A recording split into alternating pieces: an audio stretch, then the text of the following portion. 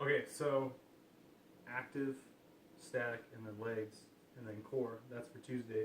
So for active stretching, we'll give you 4 active stretches to do. First one, knee to chest, holding from 1 to 3 seconds. Right? Get that as high as you can. Hold it, pull it in, and work on that. Like I said, 1 to 3 second holds per leg. Then we're going to work on butt kickers. So you can move that into these. You can do it slow, right, like this, where you're just kind of stomping and moving them up, or you can kind of get a gallop with it and move into it. The next one is hip outs. So we're just going to roll the hips out like that, and you're going to walk back at the same time when you do it, kind of like that. Very slow, controlled motion when you're rolling it out and moving backwards. The fourth one is kind of like a squat to a shuffle. We're going to squat down like that, and then we're going to rotate. When you're doing these squats, you don't have to squat very low. We just want to engage some of the movement, kind of warm up the back. So squat down, rotate, squat down, rotate. Next part for legs, static. I'll show these to you. You probably already know them. We're going to do a hamstring stretch. This is the best hamstring stretch, as it doesn't pull out your lower back. It really isolates the hamstring. Flat back, head down, pull it back. Keep that butt to the ground so it's a really true hamstring stretch. Try to get this knee as straight as possible when you bring it back. That's going to be key. The next one, knee to chest, pull it back, head down. Do that the other side, right? Pull that knee to the chest. Next one, if your hips are really tight, you can do a knee wobble. This really opens everything up. You can do these 15 reps, whatever you got to do to get those knees, to get those hips warmed up. Knee to chest, double knee to chest here. Get that nice squeeze. It's going to be a nice stretch in your lower back. It's going to open everything up with your glutes as well. The next one, pretzel stretch. Leg on knee. Try to keep it on a 90-degree angle. Hands behind the knee here. Pull the knee towards chest. And try to angle that elbow into your other knee here. See how I'm kind of trying to keep that 90-degree. Show it to you on the other side, so it's probably easier to see, but gotta get that 90 right.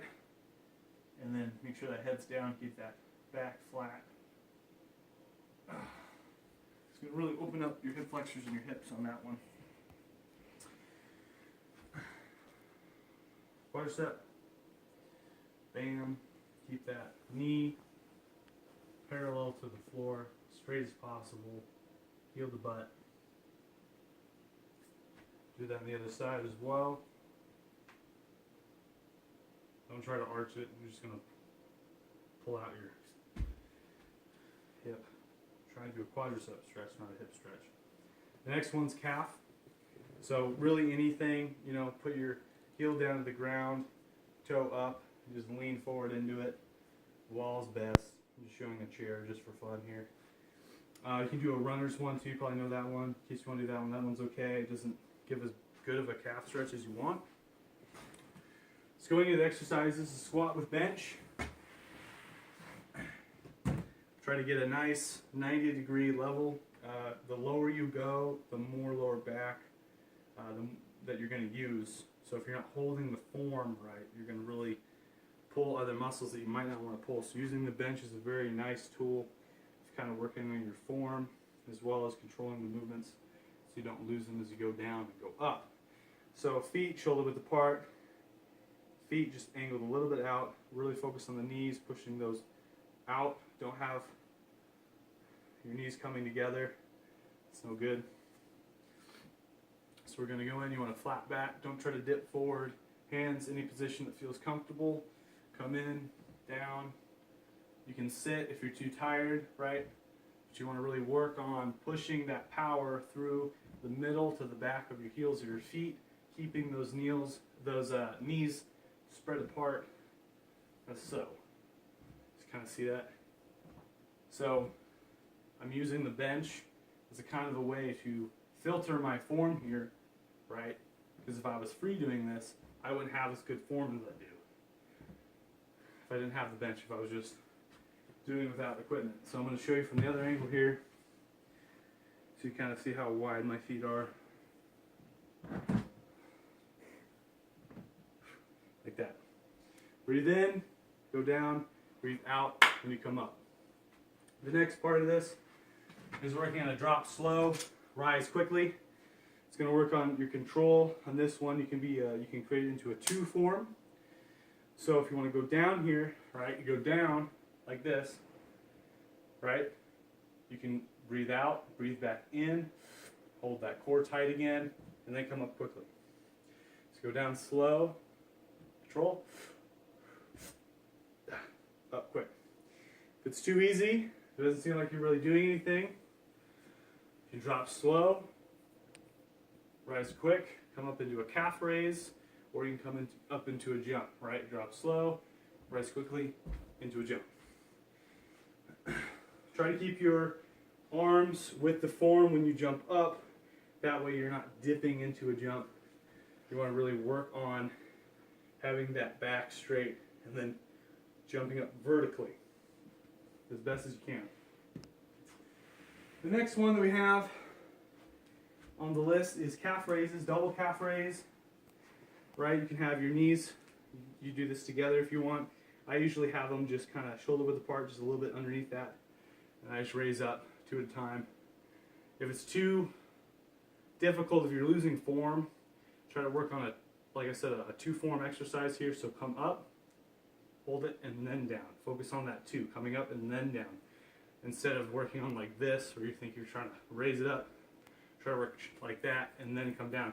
If you want to add some versatility to it, you can go up quickly and then drop down slowly. Come up quickly and then drop down slowly. That is going to really work your calves. Now for the single calf raise, you can do this on the ground. I prefer doing it on a platform here. I'm going to show you real quickly. The balance isn't too great. Usually you want a wall or something you can kind of balance on. So come up like this. Your form is going to look like this. Go like that. Come up on it. As you can see, my balance isn't that great. This isn't a very good platform either, but you kind of get the gist. And sometimes you want to challenge yourself. Maybe it's good that you don't have a wall to balance yourself. You put a lot of challenge, you force that weight to the calf. You know, you can kind of work on holding your core a little bit more through the calf raise, right? And you can push it. So for this one, you can use a little bit of momentum if you get tired, right? You can kind of bend your knee into it if you get tired. At the end of your set, try to maintain good form, and then when you lose form, try to give a little bit into it. It's not going to hurt the exercise at all. It's just going to push that calf just a little bit farther. The next exercise that we have, step ups. Try to get a platform that you're more comfortable with at the height that you're comfortable with. So the higher you go, the harder it's going to be. The lower you go, the easier it's going to be. I'll show this to you. So you kind of want your foot kind of hanging halfway out.